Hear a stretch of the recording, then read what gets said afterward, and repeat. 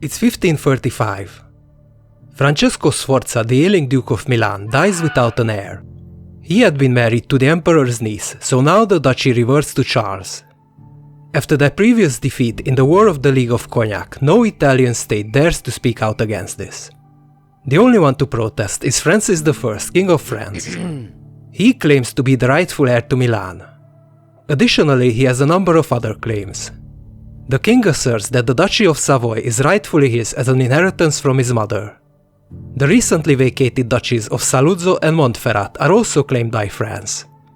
These lands have mostly escaped the war until now. However, with the imperialists firmly in control in Milan, these border regions have become increasingly important.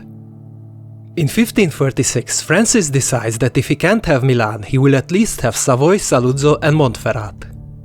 As the French take over most of Italy west of Milan, Charles is heading north. He had just taken Tunis from the North African pirates and privateers who are allied with the Ottomans. On his way north, Charles meets with the Pope, but Paul III insists that he will remain neutral. As the French are fighting around Turin, Charles gathers his forces and crosses over to France. His plan is to force the French to retreat and shift the war into French territory. Instead, the French are reinforced by 10,000 Italians who have gathered in the anti-imperialist stronghold of Mirandola. Together they march on Genoa and try to take the city. Meanwhile, an Ottoman fleet is sailing north to assist the French. Francis had been courting the Ottomans for some time, and now this is their first combined operation. But Genoa proves to be resilient, and the city is soon relieved. The emperor is desperate to avoid the war on multiple fronts against the French and the Ottomans, so he offers a reasonable peace to Francis. Both sides can keep what they already hold, and there will be a truce of 10 years. Francis accepts, as this means he will have a foothold in Italy. While peace with France persists, Charles continues his fight against the Ottomans. In 1538, a combined fleet of Spain, Genoa, Venice, the Papal States and the Knights Hospitaller suffers a defeat at Preveza from an Ottoman fleet commanded by Hayreddin Barbarossa. Charles refuses to give up, and in 1541 he personally leads a fleet to capture Algiers. As they sail there, a severe storm wrecks the fleet, and Charles has to admit defeat again. Meanwhile, Francis prepares to make war again. To strengthen his vital alliance with the Ottomans, he sends his ambassador Antoine de Rincon to Istanbul. Rincon, however, is murdered as he tries to cross Habsburg territory. Francis claims the emperor is responsible and that he must wage war to correct this terrible injury. The French immediately launch 2 assaults, one against Spain and the other one against Luxembourg. In the Habsburg Netherlands, war is already underway. William of Jülich-Cleveberg is fighting with the emperor for the possession of the Duchy of Helders. William had allied with Francis in the hope of getting help from France. French forces, however, become bogged down in sieges around Luxembourg, and the Helders are occupied by Habsburg forces. Further south, armies begin to gather in Italy. Initially, there is little action except for sieges and raids, the French hoping to draw out the imperialists for a decisive battle. Meanwhile, Barbarossa is sailing north with a large Ottoman fleet, plundering everything in his wake. In 1543, the combined Ottoman and French fleet lay siege to Nice, almost capturing the city. Such cooperation between a Christian nation and the Ottomans is a huge scandal to begin with, but Francis adds to the outrage by inviting the Ottoman fleet to France itself. The people of Toulon are asked to leave to make room for the Ottomans, and Barbarossa settles in with his fleet for the winter. They leave in 1544, again plundering the whole coast of western Italy, carrying away entire towns into slavery. Meanwhile, more and more reinforcements arrive in northern Italy. The French already hold most of the Duchy of Savoy, so the imperialists must go on the attack. The two armies of around 15,000 each meet on the 11th of April 1544 at Ceresole. The French choose a featureless plain for the battle that might advantage their superior cavalry. Both armies form up into 3 battles with banners of cavalry between the infantry pike and shot blocks. The battle opens with 4 hours of skirmishing between musketeers and artillery. The first to make a move is the French light cavalry. They rout the Italian light cavalry on the imperialist left. As a result, the Italian infantry is slowed down and becomes confused. Meanwhile, the rest of the imperial army advances. The Landsknechts on the left are met by French infantry, while the Landsknechts on the right are confronted by the Swiss. By this time, all infantry on both sides is integrated into mixed pike and shot formations. Both infantries fire from close range and the carnage is immense. As a push of pikes develops, more casualties are inflicted. The Spanish heavy cavalry attacks the Swiss, but they are repulsed. The French heavy cavalry times its attack carefully and manages to break the Landsknechts. The Germans in the center flee as the Swiss pursue them, cutting down every man they can catch. In the north there is a different situation.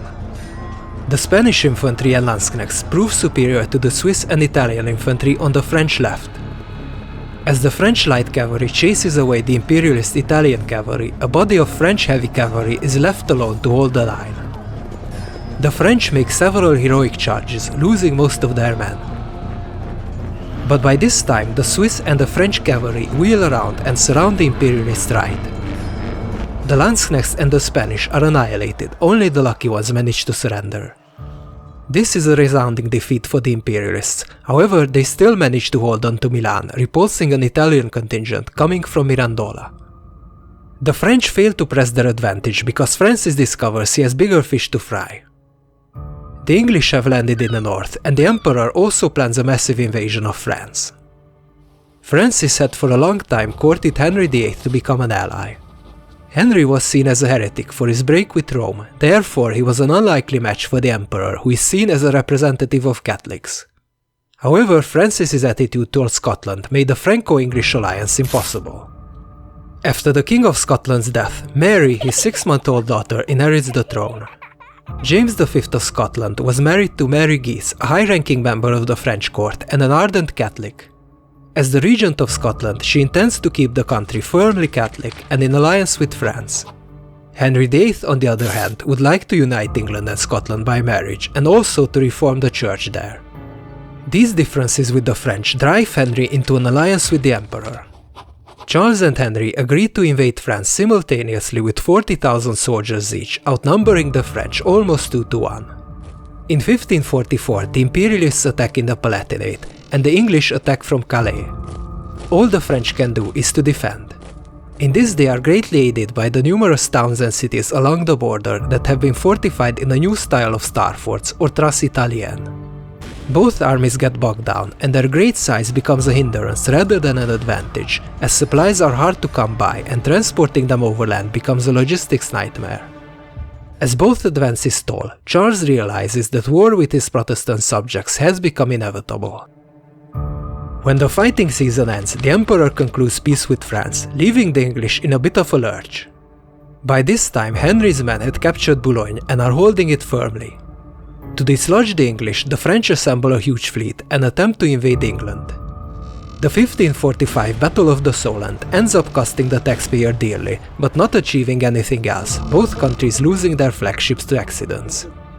By 1546, England and France are headed towards bankruptcy, therefore the two kings decide to make peace. Meanwhile, the Emperor already battles the Lutheran princes of the Schmalkaldic League, whom he decisively defeats 1 year later. After the costliest campaigns of the Italian wars, little was achieved and Europe returns to the status quo before the war.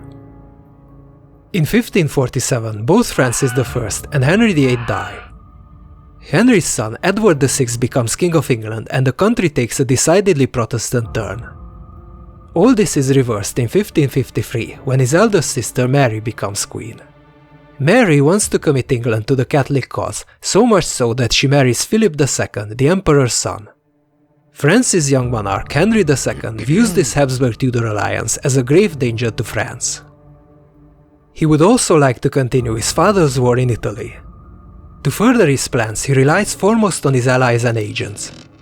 The Franco-Ottoman alliance is renewed, and in 1551 an Ottoman fleet accompanied by French ships besieges and captures Tripoli. Next, the Ottomans raid along the western coast of Italy and defeat a smaller Genoese fleet.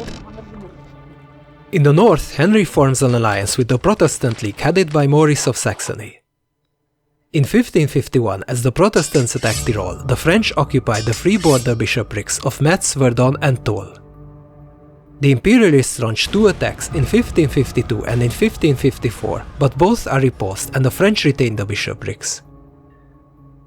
In 1552, another French ally, the Republic of Siena, rebels against the Emperor. French soldiers and French sympathizers quickly flood into Siena and take over the cause. Cosimo de' Medici, the Duke of Florence, volunteers to help the Emperor crush Siena. The Florentines are reinforced by German and Spanish contingents, and a massive siege and counter-siege operation develops around the city. To break the stalemate, the French and the Ottomans invade Genoese-controlled Corsica. They capture half of the island, however the two allies fall out over the conduct of the Ottomans. Being pirates and privateers, they insist on their right to plunder and enslave. The French, however, prohibit this, since they are concerned for their standing in Italy. As the Ottomans drift away from the French, the Genoese admiral Andrea Doria gains the upper hand at sea. Meanwhile, the French and the Sienese make a desperate dash into Florence, but are defeated in 1554 at Marciano. In the north of Italy, the French make better progress, slowly grinding down their imperialist enemy and gaining a lot of ground. By this time, Philip II, the emperor's son, is in effective control in Italy, as the elderly Charles prepares to hand over power. With the prospect of the Habsburg Empire being divided into two lesser monarchies, Henry II is more inclined to compromise. In 1556, a truce is signed between the emperor and the French. Charles wants peace as he prepares to abdicate and split up his empire between his son Philip and his brother Ferdinand. But peace only lasts for a while. The new Pope, Paul IV, intends to form an anti-Habsburg league. When Philip finds out, he orders a preemptive invasion of the Papal States. The French have no other choice but to help the Pope. However, in 1557 their relief force is defeated. Anxious to avoid another sack of Rome, Paul has to sue for peace and promises to remain neutral. Now the war shifts from Italy to Flanders, with England's entry into the war in 1557. The same year, Calais is captured by the French, however they are decisively defeated when a French army tries to relieve Saint-Quentin. Next year, the French are again decisively defeated when they get caught between a Spanish army and an English fleet at the Battle of Gravelines. By this time, 3 decades had been wasted on extremely costly wars by France, the Habsburgs and the English. All sides realize that this must end. Therefore, talks are begun, and in 1559 the Treaty of Cateau-Cambrésis is signed. France will be allowed to keep Calais and the 3 bishoprics, however Henry must renounce all his claims in Italy. Spain will retain Naples, Milan, Burgundy, Luxembourg, the Netherlands, as well as the colonial possessions of the Habsburgs. Ferdinand and his descendants will have the rest of the empire, as well as the title of Holy Roman Emperor. In Italy, the Duke of Florence is granted Siena, thus forming the Grand Duchy of Tuscany. Parma and Piacenza are detached from Milan and given to the Farnese. The vacant Duchy of Montferrat is given to the Gonzaga Dukes of Mantua. Italy quickly recovers and again becomes a center of wealth and culture, as Northern Europe becomes embroiled in religious wars. As part of the celebrations of peace, Henry II decides to participate in a joust. A random piece of a broken lance enters his helmet and penetrates his brain. As the king dies, France descends into a civil war. Further north, Protestants in the Low Countries are on a collision course with their counter-reformationist Spanish king. Elizabeth I, England's Protestant queen, starts out neutral but quickly becomes involved. As one war ends, 2 other wars begin.